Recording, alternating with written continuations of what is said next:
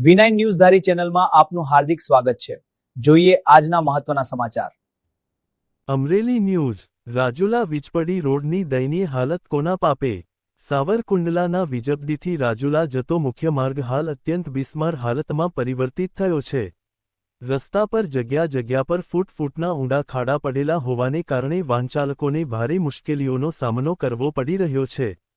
ખાસ કરીને રાત્રિના સમયે અને આવનાર વરસાદી માહોલમાં આ ખાડાઓ વધુ જોખમી બની જાય છે, જેના કારણે અકસ્માત થવાનો ભય સતત ઊભો રહે છે।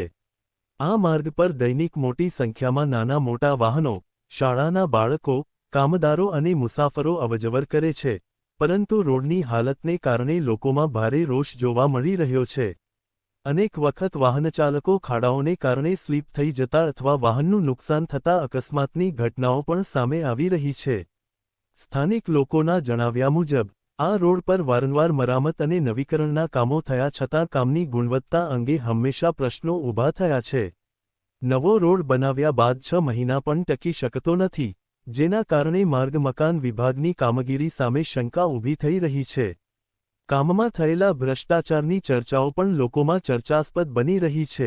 આ બાબતે સ્થાનિક વાહનચાલકો, રાહદારીઓ અને મુસાફરો દ્વારા જવાબદાર તંત્ર પાસે તાત્કાલિક ધ્યાન આપવા અને માર્ગનું યોગ્ય રીતે મરામત તથા ગુણવત્તાપૂર્વક નવીકરણ કરવા માંગ કરવામાં આવી છે।